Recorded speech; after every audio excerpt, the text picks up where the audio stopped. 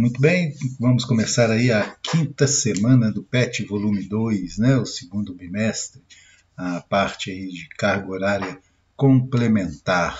Tá? A aula de História do terceiro ano, eu sou o professor Beto. Antes da gente começar a aula, eu gostaria de pedir a vocês que se inscrevessem no canal, né, Recorte Histórico, no canal lá no YouTube, né, o Recorte Histórico, o canal lá do professor Beto Braga, e também seguir a gente no Instagram, no @recorte_histórico. Tá? A nossa aula de hoje, a gente tem o tema aí, o fim da escravidão e a imigração no Brasil. Tá? Então, a gente vai ver aí um pouquinho a respeito da Lei Eusébio de Queiroz, de 1850. Na semana passada nós já estudamos um pouquinho a respeito da Lei de Terras, né, de 1850, e também a chegada agora, nós vamos ver aí um pouquinho da chegada dos imigrantes para trabalhar principalmente nas lavouras de café. O fim da escravidão, né, e a imigração no Brasil é o nosso tema, tá? O contexto em que ocorreu o fim não especificamente, né, a Lei Áurea, né, que deu fim à escravidão, mas o período, né, em que vai começar ali a criação de leis, né, que vão começar a dar liberdade, né, ou a diminuir a escravidão no Brasil. Coincide justamente com o período da chegada dos imigrantes. Tá? Então, o contexto aí vai ser a partir de 1850, né, a criação da Lei de Terras e o fim do tráfico de escravos. Durante esse período, o café, né, já vai se consolidando, aí, vai se tornando o principal produto de exportação do Brasil. Vai ocorrer também, né, nesse período, a pressão inglesa, né, pelo fim do tráfico negreiro, a criação da Lei Bill Aberdeen, né, que vai proibir, né, vai permitir que navios ingleses possam capturar e afundar navios que estejam transportando escravos. Né? Então, a Inglaterra vai começar a fazer uma pressão nos países que ainda adotavam a mão de obra escrava. Vai ocorrer, né, o fim do tráfico negreiro, principalmente em função dessa pressão da Inglaterra, né, a criação no Brasil da Lei Eusébio de Queiroz, que vai proibir aí o tráfico de escravos. E essa proibição do tráfico de escravos aqui dentro do Brasil, né, dentro do nosso país, ela vai fazer com que o preço dos escravos comece a subir, né? Porque vai começar a faltar escravos aqui no Brasil, né? A chegada de novos escravos vindos do continente africano vai estar proibida. Então vai começar a elevar, né? Vai começar a faltar a mão de obra e o preço vai começar a elevar e ficar cada vez mais caro a mão de obra escrava. Mesmo, né, existindo ainda um tráfico de escravos interprovincial, né, com o declínio da produção de fumo, de algodão no Nordeste, vai começar a haver esse tráfico, né, a vinda de escravos do Nordeste para o Centro-Sul, né, para o Sudeste do Brasil, né, para trabalhar aí nas mãos de obra, nas lavouras, como mão de obra, nas lavouras de café que estavam, né, crescendo ali, principalmente no Oeste Paulista. Então, esse contexto, né, dentro desse contexto aí, né, de início da libertação dos escravos, que vai surgir, né, a possibilidade, né, de imigração para o Brasil. A solução, né, então, encontrada aí para substituir a mão de obra escrava, né, que não estava mais chegando ao Brasil, foi o incentivo à imigração, tá, de italianos, alemães, libaneses, sírios, japoneses e várias outras etnias aí começam a chegar no Brasil, porque principalmente né, porque esses países passavam por alguma dificuldade econômica, ou alguma guerra, ou algum outro motivo, as pessoas começavam, né, a ter esse interesse em mudar de vida, né, de vir para a América, construir uma nova vida. Então vai haver, né, o incentivo à imigração. Porém, no princípio, nós vamos ver mais para frente aqui, não vai ser muito positivo, né, principalmente para os imigrantes, essa vinda para a América. Tá? Só em um segundo momento aí vai dar uma melhorada, né, uma clareada aí, né, nessa possibilidade de trazer-se novos escravos, novos imigrantes para o Brasil.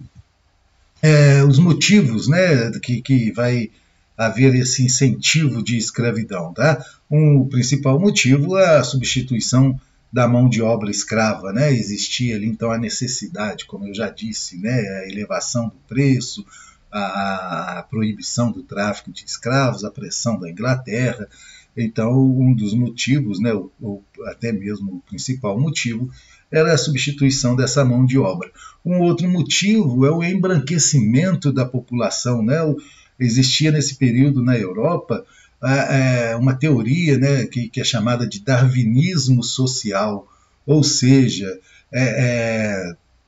a capacidade das pessoas, né, a intelectualidade das pessoas, nesse período aí, criou-se, né, alguns pensadores, criou-se a teoria aí do darwinismo social, que dizia que os brancos eram superiores a outros povos e deveria, então, levar o desenvolvimento a esses povos. Então, dentro dessa teoria do darwinismo social, o governo brasileiro e a elite brasileira entendia que deveria se trazer europeus para o Brasil, porque a população brasileira era muito escura, era muito negra, né? Era formada, na sua maioria, por escravos, mulatos, e isso não trazia desenvolvimento para o Brasil. Então, se chegassem povos brancos, né, europeus, e o Brasil se tornaria aí um país com a possibilidade de um desenvolvimento maior. Né? Claro que essa teoria não vai para frente, não existe, né, esse darwinismo social, né? Não existe essa capacidade de medir a intelectualidade da pessoa pela sua cor, né, pela sua etnia. Isso já está mais do que comprovado. Então, mas naquele período o que estava valendo, né, no pensamento, na ideia, né, no desenvolvimento sociológico da sociedade, era o darwinismo, né, social. Então, esses dois motivos, né, o embranquecimento da população e a substituição da mão de obra escrava, né, vão ser os motivos aí que vão fazer com que se incentive a imigração para o Brasil. Existiu no período dois sistemas aí de imigração, tá? O sistema chamado parceria e o sistema chamado colonato. Tá? O sistema de parceria foi implantado aí, em 1847 pelo Nicolau de Campos Vergueiro, que era um senador, proprietário de lavouras de café no Oeste Paulista. Tá? Esse sistema ele não vai para frente, é uma experiência negativa. Né? Por quê? Para o imigrante vir para o Brasil, o proprietário, né, o latifundiário, ele adiantava o dinheiro, né, para os gastos, para os custos, para que os imigrantes viessem para o Brasil. E os imigrantes ficavam devendo esse dinheiro para os cafeicultores, né, para os latifundiários. E era cobrado aí em cima desse dinheiro juros altíssimos, né, e fazia com que os imigrantes ficavam endividados com os latifundiários. E dessa forma eles acabavam tendo que ficar trabalhando nas fazendas de uma forma quase que escrava, né, não podendo sair enquanto não quitasse as suas dívidas. isso vai fazer com que os imigrantes se revoltem, né? E existe aí a chamada revolta dos imigrantes que vai ocorrer nas fazendas do Nicolau de Campos Vergueiro. Então, esse sistema de parceria acabava transformando os imigrantes e colocavam os imigrantes numa situação de escravos. E isso vai chegar na Europa, né? Essa forma aí, o que estava acontecendo aqui no Brasil, vai chegar na Europa e vai fazer com que as pessoas, esses imigrantes, né, não queiram mais vir para o Brasil. Vai diminuir, né, o fluxo de imigração aqui para o Brasil. E a necessidade da mão de obra crescia, né, cada vez mais devido ao fim do tráfico de escravos e algumas outras leis que eram criadas, né, a lei do ventre livre, a lei dos sexagenários, e isso ia fazendo com que a mão de obra, né, ia diminuindo e existia aí a necessidade da vinda de imigrantes, né, muitas das vezes até mesmo por preconceito, né, porque poderia se dar o trabalho aos ex-escravos, né, de uma forma assalariada, porém os fazendeiros, né, os latifundiários, preferiam trazer mão de obra externa, né, ao invés de aproveitar a própria mão de obra que já existia aqui no Brasil, que estava livre, né, estava liberta, e isso vai causar aí uma desigualdade social que é refletida, né, até os dias atuais. O segundo sistema de imigração foi o colonato, né? Também devido a conturbações políticas que existiam na Europa, crises econômicas, muitas pessoas queriam, né, ter uma nova chance, uma mudança de vida também, e essa segunda forma, esse segundo sistema, ele já tinha aí uma participação maior do governo, né? O governo ele começou a ajudar, a incentivar a imigração para o Brasil, fazendo aí propagandas, né, lá na Europa em relação à vinda, né, dos imigrantes para o Brasil. O governo ele vai subsidiar, né, mais uma vez, né, aquela história, ao invés do governo ajudar a população pobre, né, com o dinheiro do brasileiro, ele vai subsidiar, né, ele vai pagar as despesas, né, o governo vai arcar com as despesas dos imigrantes para que eles pudessem vir para o Brasil e trabalhar nas fazendas de café. Isso vai causar uma certa indignação em outras províncias do Brasil, porque esses imigrantes eles vinham mais especificamente para o Sudeste, para trabalhar nas fazendas de café, alguns até recebiam algumas terras e iam para o sul do Brasil, porém, outras províncias passavam por dificuldades econômicas e o governo central, né, o governo brasileiro, né, o imperador, o império no Brasil, não contribuía, não ajudava essas províncias financeiramente. Tá? E isso vai causar aí certas revoltas, né, ou uma certa indignação dessas outras províncias. O imigrante, então, recebia, né, o direito, né, como que funcionava o colonato. O imigrante chegava, recebia o direito de plantar para si, porém dividia a produção com o fazendeiro. Então, quando ele chegava na fazenda, o fazendeiro, entre aspas, né, doava um pedaço de terra, né, ou deixava um pedaço de terra para que o imigrante pudesse plantar, né, para si naquele terreno.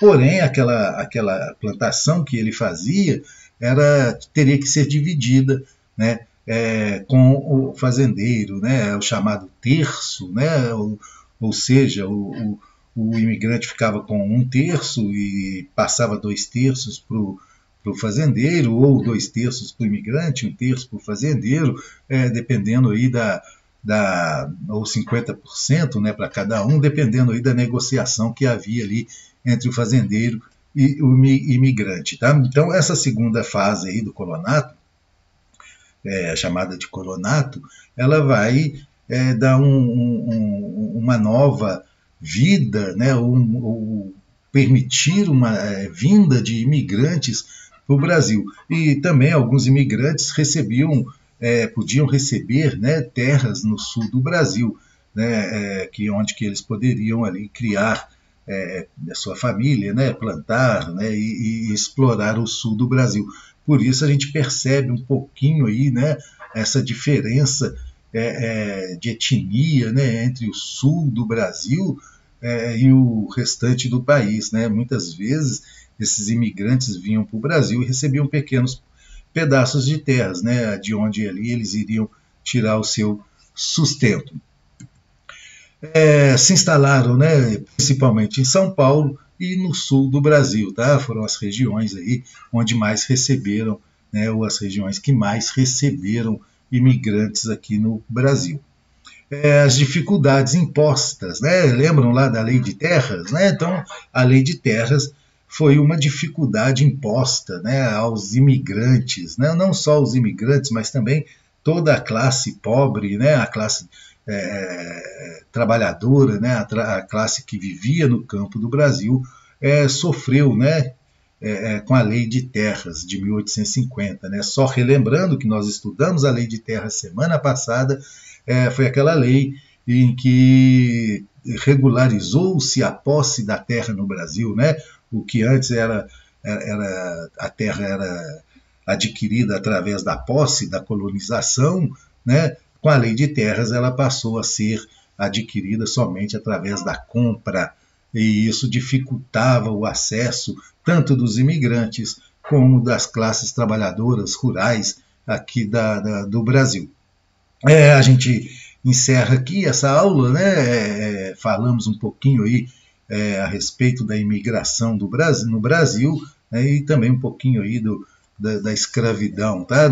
Falamos sobre o contexto, né? A partir de 1850, os motivos, o embranquecimento, a substituição da mão de obra, a solução da imigração e os sistemas de imigração que ocorreram aqui no Brasil. Assim a gente termina a nossa aula. Mais uma vez eu reforço, né, a inscrição lá no canal, né, no Recorte Histórico, e também seguir lá no Instagram, o @recorte_histórico. Vamos ficando por aqui. Até a próxima aula.